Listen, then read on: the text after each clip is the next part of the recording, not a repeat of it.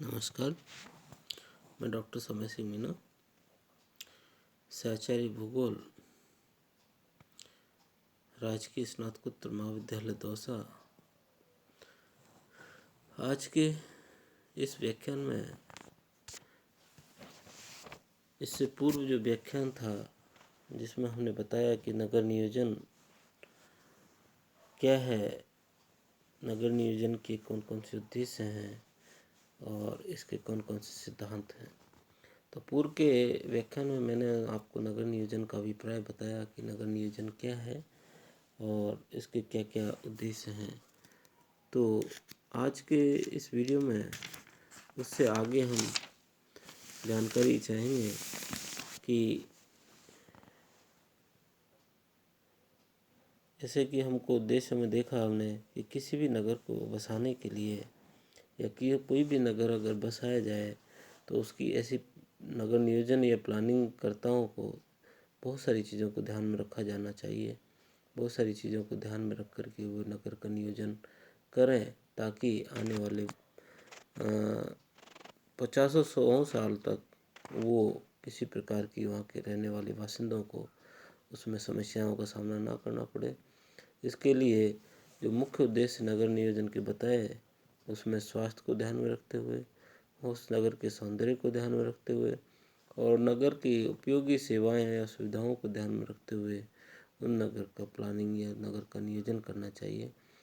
तो इसके लिए नगर नियोजनकर्ताओं को ये हिदायत दी जाती है कि वो इस प्रकार की प्लानिंग करें ताकि आने वाले 50 साल तक वो नगर अगर किसी भी दिशा में विस्तार होता है तो आसानी से बस सके। वहाँ गंदी बस्तियाँ ना पनपें, अच्छा स्वस्थ वातावरण वहाँ पर रहे। इन सब चीज़ों को ध्यान में रख कर के अर्बन प्लानर जो हैं उसका प्लानिंग करते रहते हैं। अब है इन नगर नियोजन के प्रमुख सिद्धांत कौन कौन से हैं।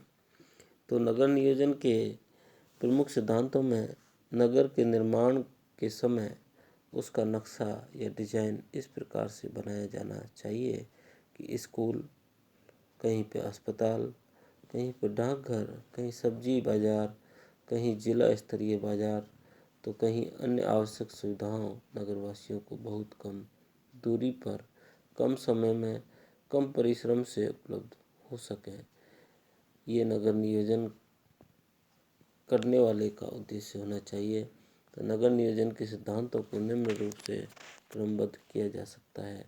जैसे पहला है नगर का कार्य क्षेत्र में विभाजन, यानी कि किसी भी नगर का कार्य क्षेत्र में हम विभाजन करें तो उसको कैसे विभाजित करेंगे कि नगर के विकास के लिए यह आवश्यक है कि उसके विभिन्न कार्य क्षेत्र में विभाजन किया जाए और उसके उपरांत केंद्रीय व्यापार स्थल, जिसको हम CBD एरिया बोलते हैं, सेंट्रल बिजनेस डिस्ट्रिक्ट बोलते हैं, रिहायशी स्थल या औद्योगिक क्षेत्र आदि में वितरित किया जाना चाहिए ताकि नगर के सभी क्षेत्रों के लोग आसानी से सुविधाओं का उपयोग कर सकें। यानी किसी भी नगर को केंद्रीय व्यापार के रूप में, रिहायशी स्थल के रूप में, औद्योगिक क्षेत्र आदि के रूप में इस तरीके से बांटा जाना चाहिए ताकि नगर के सभी क्षेत्रों के लोग आसानी से उन सुविधाओं का उपयोग कर सकें।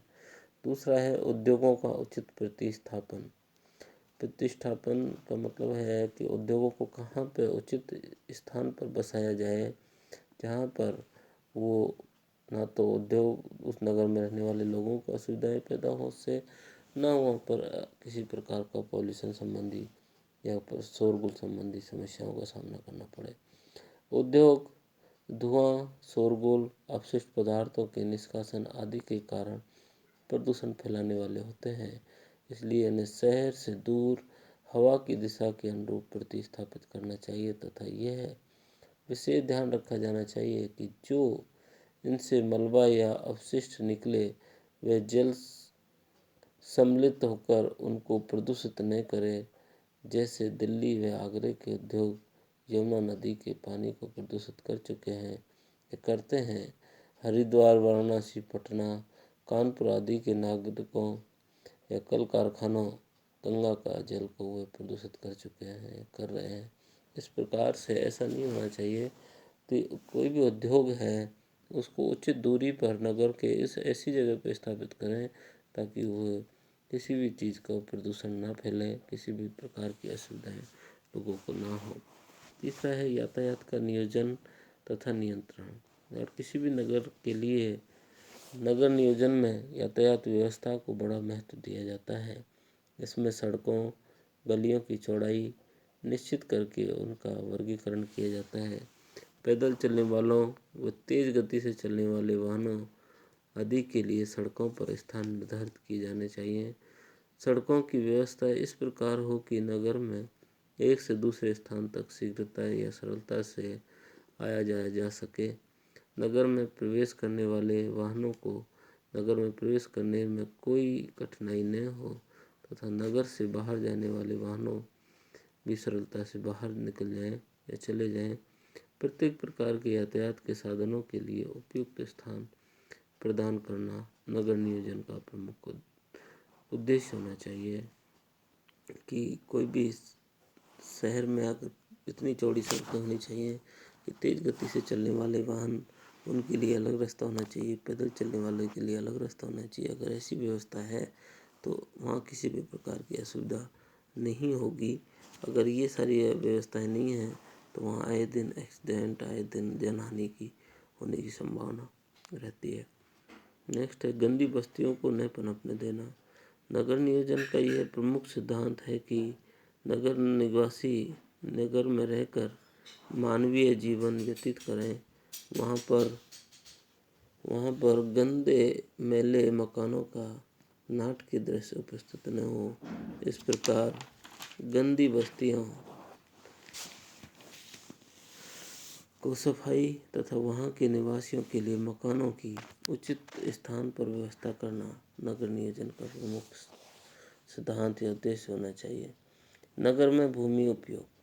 नगर में भूमि के प्रयोग का निर्धारण तथा नियंत्रण उसके समुचित तथा वैज्ञानिक ढंग से विकास के लिए अति आवश्यक है।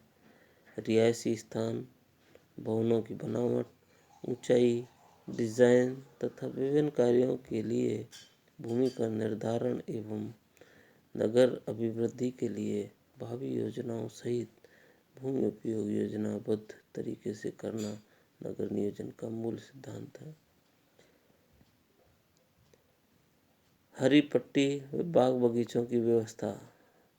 नगरीय जीवन के लिए पार्क एवं बाग बगीचों तथा हरी पट्टी फेफड़ों का काम करते हैं। ये नगर वासियों को ऑक्सीजन प्रदान करती है तथा नगरीय वातावरण को स्वच्छ, मनोहारी और स्वास्थ्यप्रद बनाए रखने में सहयोग देती है। हरी पट्टी नगर नियोजन का अभिन्न अंग होना चाहिए। सार्वजनिक स्थलों की व्यवस्था। नगर निवासियों को भीड़, कोलाहल, प्रदूषण, शोरगुल एवं परेशानी युक्त तथा समस्याग्रस्त वातावरण से कुछ समय के लिए छुटकारा पाने हेतु सार्वजनिक स्थानों की जैसे कि बगीचा, खेल का मैदान, धार्मिक स्थल, क्लब आदि की व्यवस्था होना अति आवश्यक है, जो नगर नियोजन का प्रमुख अंग होना चाहिए।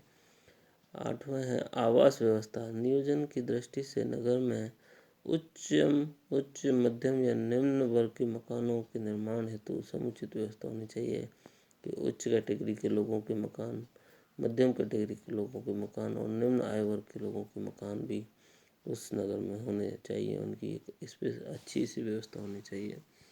भावी विकास का प्रावधान होना चाहिए। नगर नियोजन में ये आवश्यक है कि देखा जाए कि भविष्य में नगर किस ओर बढ़ेगा तथा किस ओर प्राकृतिक बाधा होने के कारण नहीं बढ़ पाएगा।